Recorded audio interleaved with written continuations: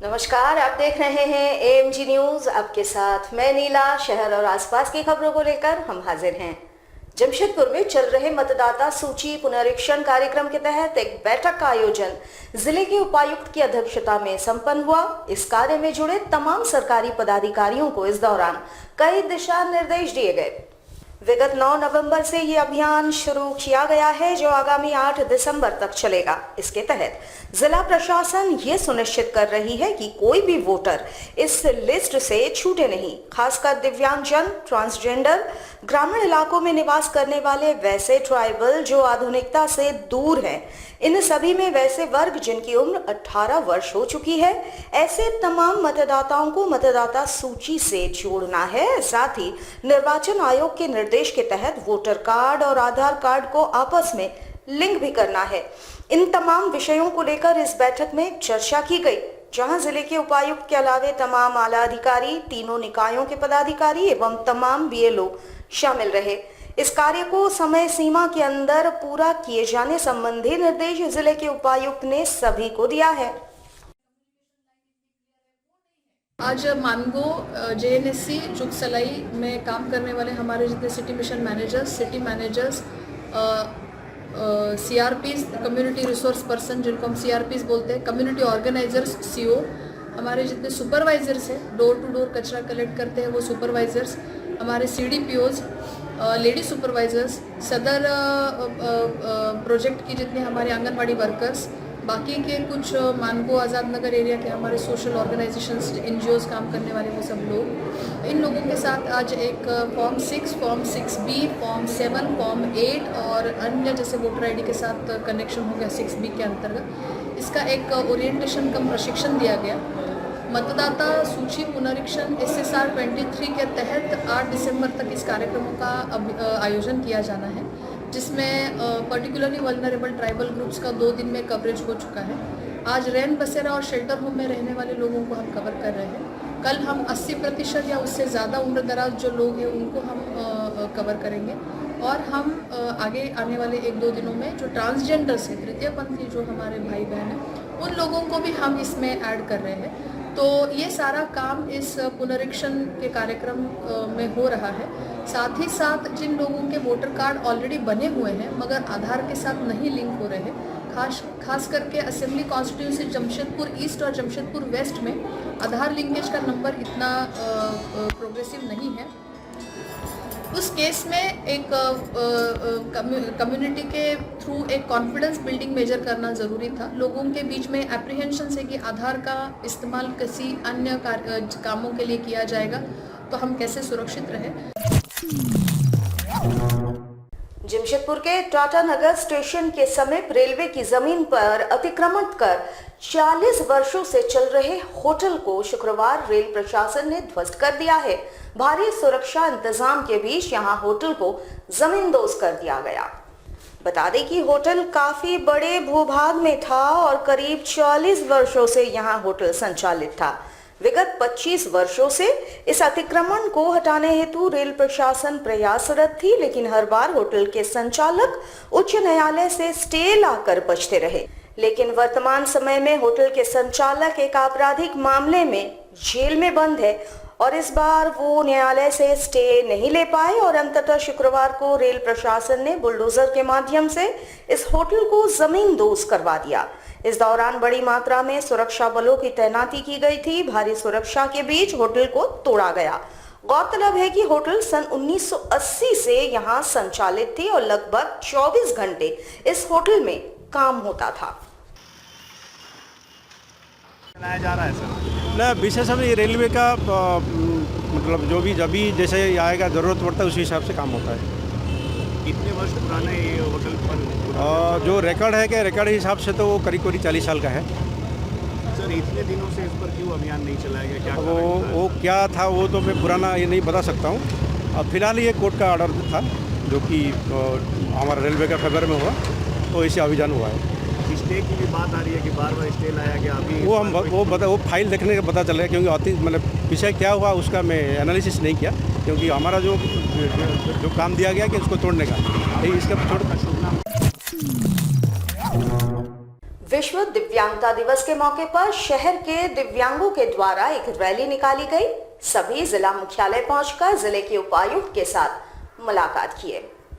इस दौरान जिले के उपायुक्त ने दिव्यांगजनों से मुलाकात कर उनकी बातों को सुना। हर तरह के दिव्यांग बच्चे और लोग इस रैली में शामिल थे। कल यानी शनिवार को जिला प्रशासन के द्वारा रविंद्र भवन सभागार में एक शिविर का आयोजन दिव्यांगजनों के लिए किया जाएगा, जहां उन्हें सरकारी योजनाओं का लाभ दिया जाना है। साथ ही वैसे दिव्यांग जो 18 वर्ष की आयु को पूर्ण कर चुके हैं, उनका वोटर लिस्ट में नाम जोड़ा जाना है। साथ ही जिनका वोटर कार्ड बन चुका है, उनका आधार लिंक भी किया जाना है। जिले के उपायुक्त ने कहा कि इन दिव्यांगजनों में साधारण व्यक्ति से ज्यादा क्षमता होता है, जरूरत है उन्हें आगे बढ़ाने की और इसी दिशा में जिला प्रशासन काम कर रही है। डिसेबिलिटी डे सेलिब्रेट हुआ। आज डिसेबल पेरेंट्स के यहाँ पे जो बच्चे हैं उनके पेरेंट्स आए हुए हैं और इन बच्चों द्वारा एक 200 मीटर की एक वॉक लिया गया और ये इनके लिए बहुत बड़ी बात है कि आज ये बाहर आके डीसी ऑफिस आए हैं, सब लोगों से मिले हैं। इतने अच्छे सुंदर हाथ से बनाए हुए कैंडल्स इन्होंने दिए हैं। तो इनकी कुछ विशेष नीड्स है। ये एक डिसेबल है, हम ऐसे नहीं कह सकते, बट उनके कुछ स्पेशल नीड्स हैं और इनमें भी हुनर है। मुझे लगता है हमसे कई गुना ज़्यादा हुनर है। कोई नेशनल लेवल पे खेल रहा है, लड़की म्यूजिशियन बनी हुई है या कोई इस तरह से अच्छा एक वर्क बना रहा है। तो इन बच्चों से जो हुनर है, हमें लगता है कि इन हुनर को पहचानना चाहिए, इसको भी एक प्लेटफॉर्म मिलना चाहिए। कल रविंद्र भवन में हमने दिव्यांग बच्चों के लिए या इवन हर तरह की दिव्यांगता जिनमें इंक्लूडेड है, उनका एक हमने वहाँ पर स्टॉल्स लगवाए हैं। उनको विविध सरकारी योजनाओं से हम लोग जोड़ेंगे। एक हेल्थ कैंप का भी हम उसमें आयोजन करेंगे।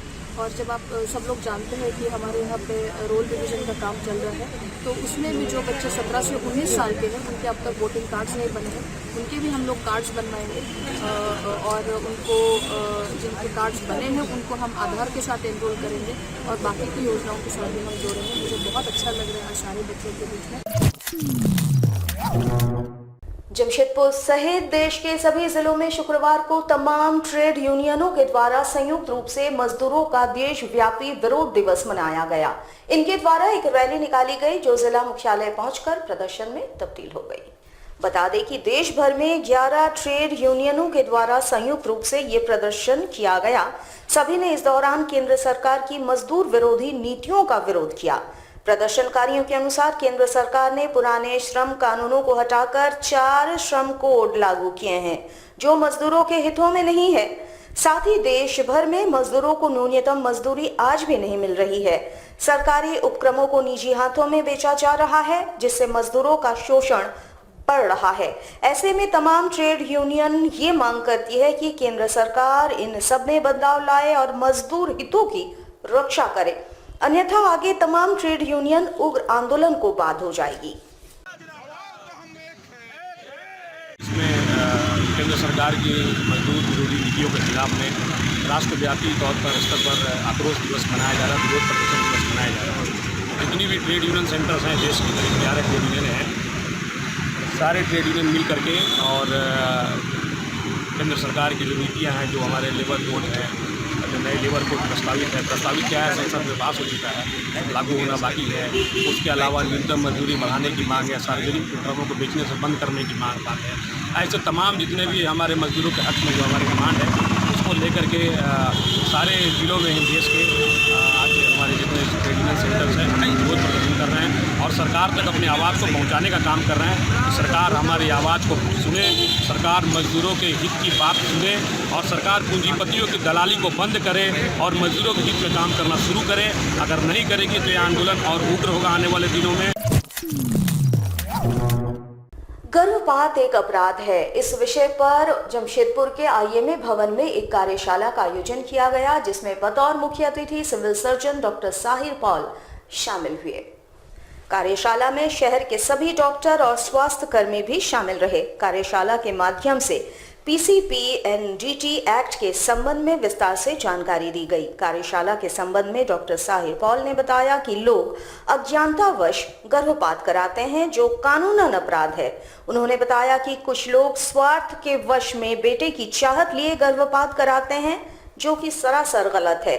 लड़की हो या लड़का, सभी को समान रूप से दुनिया में आने का अधिकार है। उनका स्वागत करना चाहिए। इस कार्यशाला में पीसीपी एनडीटी एक्ट का सख्ती से पालन करने की नसीहत सभी डॉक्टरों को दी गई। ये जो आज की कार्यशाला है वो पीसीपी एनडीटी का वर्कशॉप है, जो अल्ट्रासाउंड करते हैं और गर्भपात में जो आप पेशेंट देखते हैं उसको जो उस एक्ट में पीसीपी एनडीटी एक्ट के जो प्रोविजन है, जो उसका जो इम्प्लीमेंटेशन है वो समझाया जा रहा है। और स्टेट ब्रांचेस से इसको बीसी के माध्यम से सारे लोगों को समझाया जा रहा है।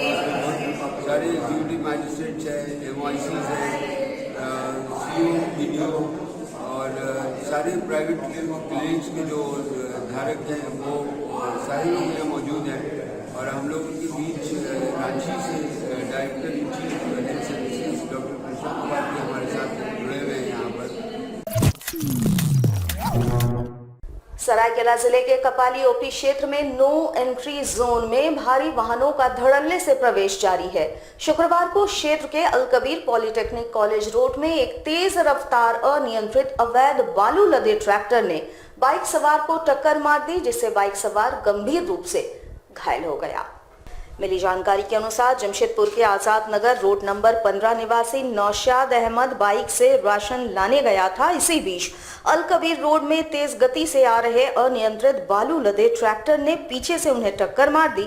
इस घटना में नौशाद गंभीर रूप से घायल हो गए, जहां स्थिति बिगड़ते देख उसे टीएमएच भर्ती करा दिया गया। इधर कपाली क्षेत्र में अवैध ट्रैक्टर से बालू उठाव को लेकर लोगों का आक्रोश बढ़ते ही जा रहा है। गौरतलब है कि 2 दिन पूर्व ही यहां मल्लिक गार्डन के पास गिट्टी लदे हाईवा ने 18 वर्षीय छात्रा शाहीन प्रवीण उर्फ मुस्कान को कुचल दिया था, जिससे उसकी मौत हो गई थी। बावजूद इसके भारी वाहनों का क्षेत्र में धड़ल्ले से प्रवेश जारी है। सूचना मिली कि कपाली ओपी क्षेत्र अंतर्गत रोड नंबर 15 में एक व्यक्ति बाइक से जा रहे थे, जिनका उम्र करीब 40 वर्ष था, और जैसे एक ट्रैक्टर द्वारा पीछे से धक्का मारा गया, जो घायल हो गए हैं, जिन्हें इलाज है तो एमजीएम भेजा गया है। और ट्रैक्टर को फिलहाल यहाँ से जब तक कपाली ओपी ले जाया गया। जमशेदपुर में गोराई तेली कुलू समाज कल्याण समिति ने अपने 3रे वर्षगांठ की खुशियां असहाय बुजुर्गों के साथ मनाई, जहां सभी ने मिलकर केक काटकर सालगिरह मनाया। समिति के अध्यक्ष दयाल गोराई ने इस दौरान वृद्धाश्रम में बुजुर्गों की सेवा हेतु 10,000 की अनुदान राशि का चेक भी प्रदान किया। उन्होंने कहा कि युवाओं का दायित्व है कि वे अपने बुजुर्गों की सेवा करें और इसी दायित्व को निभाने इस खास दिन पर वे सभी यहां पहुंचे हैं। इन बुजुर्गों की सेवा और उनके आशीर्वाद से ही युवा आगे बढ़ सकेंगे। जो हम लोग का जो संस्था है गोराई तेली कुल्लू समाज, ये राज योगा एजुकेशन और रिसर्च फाउंडेशन को 10,000 रुपये का एक राशि योगदान रूप से 1 महीने का जो ये लोग का खर्चा है उसके लिए दिया जा रहा है। ये मुख्य रूप से हम लोग का आज 3रा सालगिरह है, जो हम लोग का ट्रस्ट का 3रा सालगिरह है, इसी के इसमें दिया जा रहा है।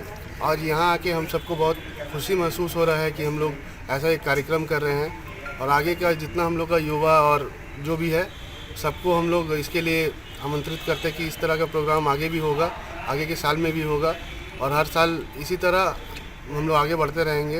इन बुजुर्गों का आशीर्वाद हमारे साथ रहे, बस इसी का हम लोग अपेक्षा रखते हैं। क्या नाम?